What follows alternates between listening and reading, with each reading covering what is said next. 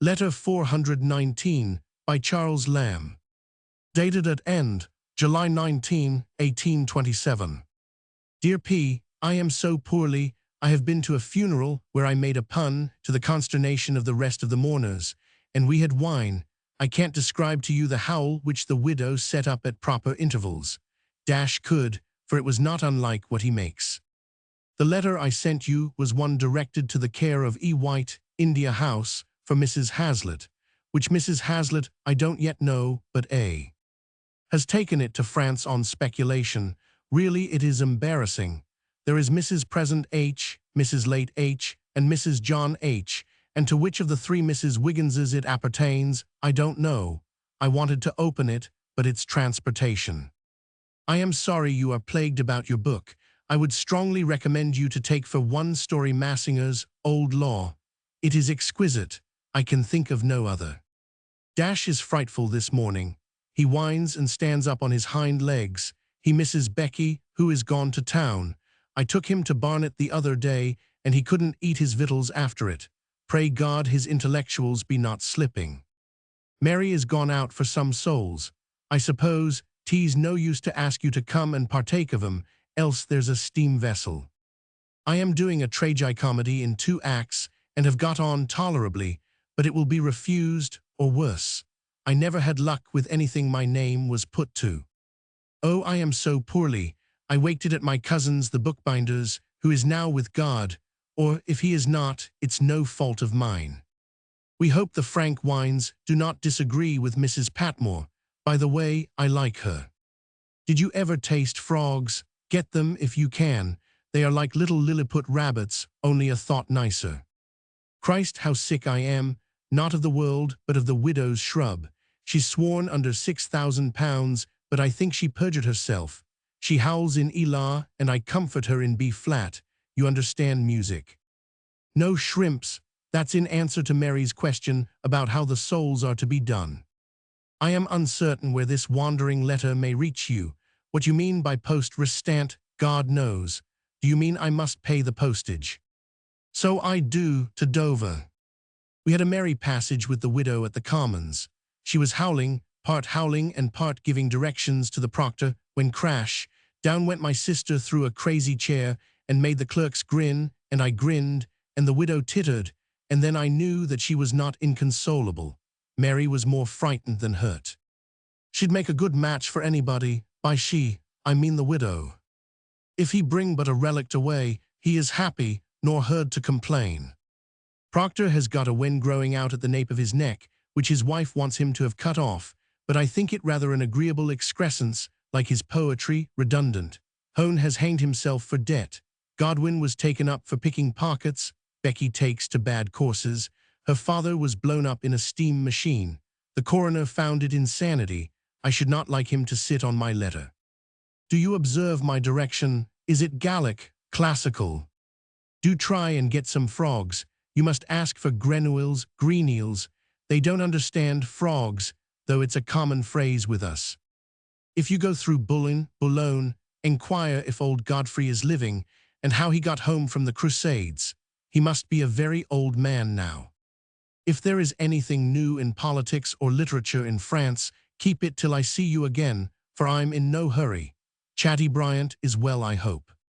I think I have no more news. Only give both our loves, all 3, says to Mrs. Patmore, and bid her get quite well, as I am at present, bating qualms, and the grief incident to losing a valuable relation. Londres, July 19, 1827. This is from Patmore's My Friends and Acquaintances, 1854, but I have no confidence in Patmore's transcription. After picking pockets should come, for example, according to other editors, the sentence, Moxon has fallen in love with Emma, our nut-brown maid. This is the first we hear of the circumstance, and quite probably Lamb was then exaggerating. As it happened, however, Moxon and Miss Isola, as we shall see, were married in 1833. We do not know the name of the widow, but her husband was Lamb's cousin, the bookbinder. The doubt about the Hazlitts refers chiefly to William Hazlitt's divorce from his first wife in 1822, and his remarriage in 1824 with a Mrs. Bridgewater. Your book, Patmore, in my friends and acquaintances writes.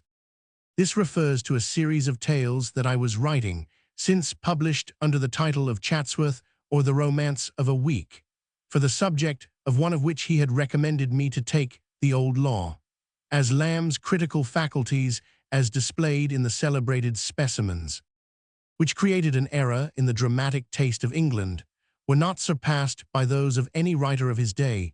The reader may like to see a few specimens of some notes, which Lamb took the pains to make on two of the tales that were shown to him. I give these the rather that there is occasionally blended with their critical nicety of tact, a drollery that is very characteristic of the writer. I shall leave these notes and verbal criticisms to speak for themselves, after merely explaining that they are written on separate bits of paper, each note having a numerical reference to that page of the Ms. in which occurs the passage commented on. Besides the words riant and euphrosine, the sentence is senseless. A sweet sadness, capable of inspiring a more grave joy than what? Than demonstrations of mirth, odd if it had not been, I had once a wry aunt, which may make me dislike the phrase. Pleasurable, no word is good that is awkward to spell. Query, welcome or joyous. Steady self-possession rather than undaunted courage, etc. The two things are not opposed enough, you mean, rather than rash fire of valor in action. Looking like a heifer, I fear won't do in prose. Kai, like to some spotless heifer, or that you might have compared her to some spotless heifer, etc., or like to some sacrificial heifer of old. I should prefer garlanded with flowers as for a sacrifice, and cut the cow altogether. Say, like the muttering of some strange spell, omitting the demon, they are subject to spells, they don't use them. Feud here and before and after is wrong. Say, old malice or difference, feud is of clans, it might be applied to family quarrels, but is quite improper to individuals falling out. Apathetic, vile word. Mechanically, for. Insensibly, involuntarily, in anything lie but mechanically. Kallianax's character should be somewhere briefly drawn, not left to be dramatically inferred. Surprised and almost vexed while it troubled her. Awkward, better, in a way that while it deeply troubled her, could not but surprise and vex her to think it should be a source of trouble at all.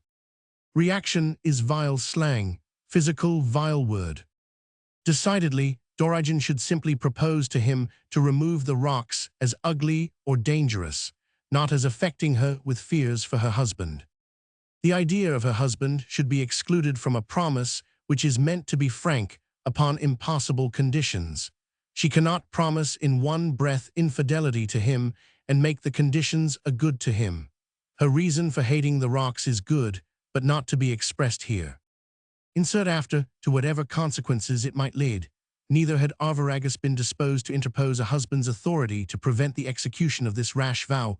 Was he unmindful of that older and more solemn vow which, in the days of their marriage, he had imposed upon himself, in no instance to control the settled purpose or determination of his wedded wife, so that by the chains of a double contract he seemed bound to abide by her decision in this instance, whatever it might be. A tragicomedy, Lamb's dramatic version of Crabbe's Confidant, which he called The Wife's Trial, see Vol. Roman IV, of this edition. Proctor has got a wen. This paragraph must be taken with salt.